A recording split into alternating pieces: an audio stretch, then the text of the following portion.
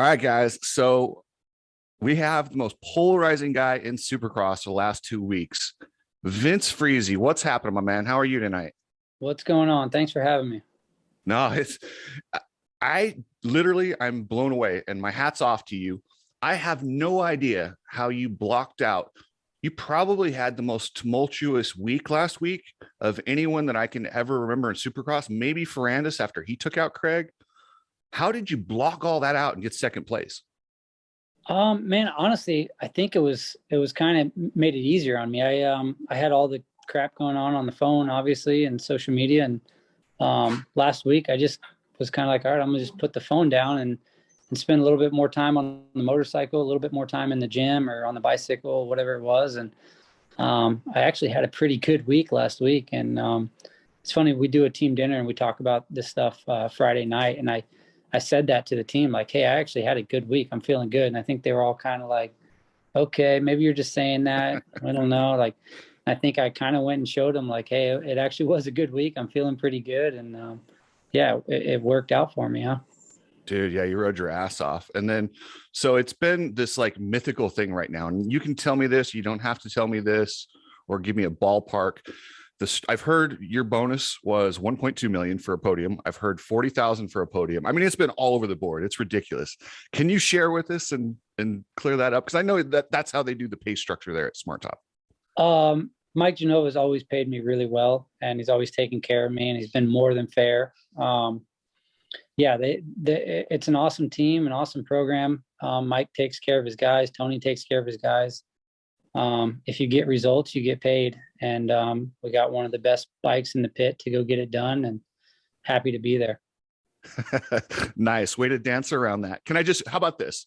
Obviously 1.2 million is ridiculous. When I heard that, I was like, Somewhere in between the two numbers you said. It's somewhere in the middle there. okay, that's fair. So it's over 40 and under 1.2 million. Hey, dude, even if it's 40, it's good. So it's rock on that. That's pretty badass. So now you have been like a veteran of the sport. What would you give any, you see these guys, the younger guys, Hunter Schlosser, Logan Carno, the Wageman brothers, you've taken an unconventional way to have a really badass career. What would you tell those guys? How, because they're not part of the typical amateur program and just brought into it. It's hard to make it like you've made it. What would you tell these guys? Yeah. I mean, obviously the number one thing is hard work, right? I've gotten a little bit lucky in ways. I've been super lucky to have Mike Genova and Tony Leslie, provide me with such a good motorcycle and platform year after year after year to build on. You see even high level guys, this year might not be the best example, but high level guys like Tomac Anderson, they switch brands and typically have kind of a dip of a year until they figure out the new bike. This year's tough because those guys switch and they're doing good, but typically that's how it goes. So for me, I've been able to build, year in and year out with the same crew and similar motorcycle. And that's helped me a lot. But, I've worked really hard for a lot of years. There's been a lot of times where it's like, should I give up? And, I think a lot of other guys have hit those moments and called it, right? And I've kept rolling. I've taken a lot of hard hits, as have most guys that have done it this long. Yeah, it's hard to get back up from some of those crashes and some of the beatings. If you go get lapped in a 450 main event, that's kind of been the toughest thing for me, is having a bad race against, if Eli and Cooper and whoever it is, if they're just really on and you're a little bit off and you just get your butt kicked, that's the nights that make me want to call it. But hopefully you come back home and have the mindset of, okay, let's go figure it out, and enjoy that process of trying to figure it out and trying to get, whether it's on that level or just get closer to that level. Maybe next week the goal is just don't get lapped, or maybe I got 12th and maybe I want to get an 11th or a 10th, or I got 19th, I want to get a 16 or 17. Just keep trying to progress has kind of been my biggest thing. So much like this week, you just kind of build off of it, just build constantly. You tell them just to build and build and build. And seems right. Yeah. I mean, yeah, I might have kind of gone all over the place with that, but yeah, just keep taking steps in the right direction has been my thing. I've always said if I'm not getting better, that's definitely when I'm going to call it too. Like if I have a year or a couple of years in a row where there's no progression and I just feel like I don't have any more in me, then I'm going to call it. It's too dangerous of a sport, and too much can go wrong to keep trying to do this for the money's good, but it's not, it's not worth the risk you're taking if you're not enjoying it and not trying to achieve a goal. Right. So, just keep progressing and keep trying to build each week.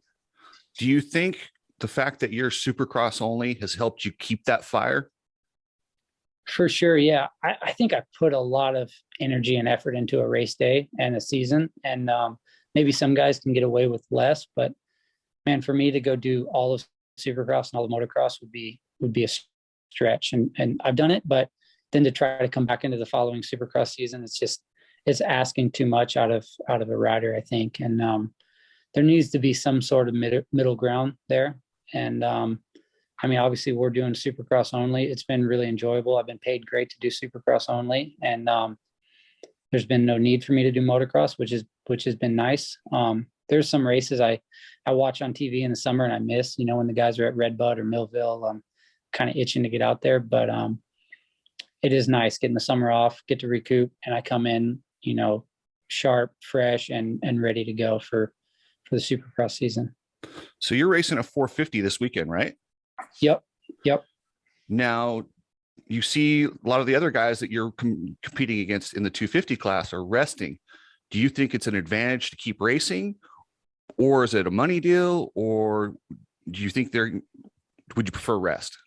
No, I think it's going to be good for me. I think hopping on the 450 and getting back down on the little bike, I think it's an advantage. I got to watch my teammate do it over the last couple of weeks, go from the 450 back to the 250, and you see the spark, on the 250 and how fun it is to ride that little bike after getting off the big bike. And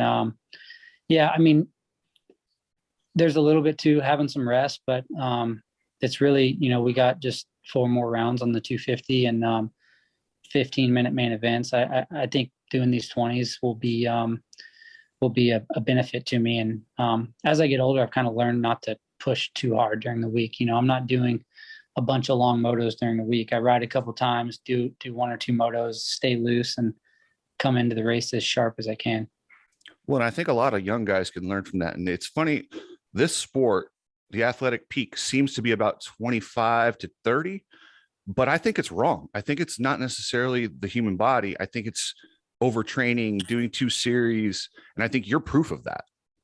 Yeah. No, I feel like I'm yet to peak, or I'm definitely better physically, mentally, everything than I ever have been right now. And it's probably a little bit to do with being Supercross only, but just kind of learning. I think really it was this year that I learned I don't have to do 220s a day for 3 days a week in between races, right? You just don't. It's too much for your body. Like you can't handle it. Whether it's adrenaline, maybe stuff you're not even feeling or seeing on, your numbers on your heart rate or whatever. It's too much. There's something in there on just about everybody is overriding at some point, I think, and that's why you start to see so many injuries and the different sicknesses, Epstein-Barr, and all the weird stuff these guys are getting. It's too much. I totally agree. And I do a podcast with Coach Rob, and Coach Rob Beams, I don't know if you're familiar with him. He's constantly preaching that and telling people watch their numbers. And yeah, he's 100% about building a stronger, more durable athlete. Okay. Now I'm going to go back to some of the controversial stuff. The one thing that I've heard about you, and I've seen you do it in these long rhythm sections, is you'll move left to right. Some people call it cross jumping. Now, cross jumping has changed the definition in the last few years.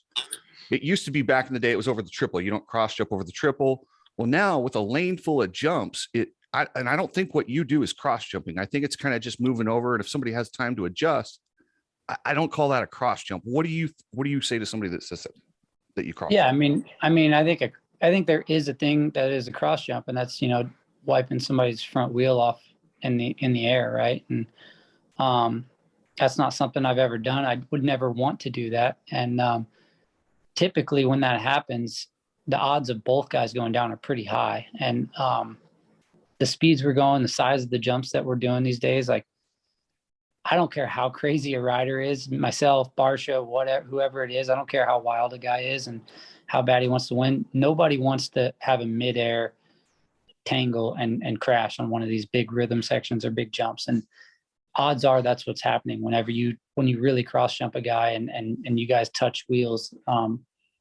Typically you're both going down, and I don't think any of us want that. And I think it's just a complaint that guys like to use that are frustrated that they can't make a pass, and they like to come back and tell their team, hey, he was cross jumping me, that's why I couldn't pass him. It's an excuse. But yeah, I mean, I've never heard a guy doing that. I've never made somebody crash doing that. It's definitely not my intent. If I wanted to, I've been doing this long enough that I could have done it by now, right? I could have, there'd be a trail of guys laying there hurt, and you can't name a rider that I've injured doing that. And so definitely not my intent, and I don't believe it's anybody's intent. It's just too dangerous of something to do. I would totally agree. And with the way tracks are now, I mean, what are you supposed to do when the whole straightaway is a rhythm section? Unless we're going to make actual lanes, you're allowed to move around. The dirt jumps change. You have to change lines. So yeah, I'm totally cool with it. So yeah, there's a little bit of protection. I mean, as part of racing, you can definitely move over and shut down a turn or run it to a bale so that a guy can't get up the inside of you and stuff you in the next turn and things like that. And that's racing. That's why we line up and race, and we don't go off lap times, right? Yeah, for sure. Awesome. Well, hey, Vince, I just wanted to chat with you for a couple minutes, not to keep you too long. Anyone you want to thank before we end this? Yeah, obviously the whole race team, Mike Genova, Tony Lessie, our whole crew, my mechanic, Nick, Kaz, our suspension guy, Chad, our engine guy, man. Obviously you see how fast our engines are. I think I've gotten maybe 5 out of the first 6 hole shots or something like that this year. And man, I'm sure there's so many I forgot. And this weekend, actually on the podium, I was like, so I've been on the podium, whatever it was, 8 years ago. And we did it different back then. We did like a stadium interview, and then we went and did a TV interview. So this weekend I did the stadium interview. They were kind of booing, and I kind of made it kind of quick. Like, okay, I'm going to go do my TV one. And then I get down there. I'm like, that was live. That was the TV one. I'm like, there's so many more people I was wanting to thank for that one. But, yeah, man, mainly the crew right now. And they've had my back obviously through all the crap and built me a great motorcycle. And, just got a fun group of guys right now to go racing with. And, yeah, everybody. I mean, my trainer, Charles, obviously I've been working with him a long time, and, see how good my fitness has been. And, yeah, I got a bunch of people that have helped me. Probably don't remember them all right now, but, I think everybody that's there, they know who they are. Thank you. That's awesome. And then, so where do you see yourself? What's your goal for this weekend in Minnesota? Are you shooting for top 10, top 5? I think I'm going to get to Minnesota and see, I think I felt really good on the bike on Monday, and, yeah, obviously I want to do as good as possible, but I think I'm going to get there and see where I'm at. I think maybe the main goal is to enjoy the day, to be honest. I'm having a fun week, obviously riding off a high from last weekend, enjoying that. I'm going to continue to kind of enjoy that with my crew, my guys, my family. We're gonna have a little fun, enjoy it, and have a fun day on the 450. Go get a couple starts and have a good time out there. Yeah, I'm sure you'll be up front on the starts, dude. You're probably one of the best starters in the history of the sport. So thank you for spending some time with us. And yeah, man, good luck in Minnesota. Appreciate it, man. Thanks for having me on.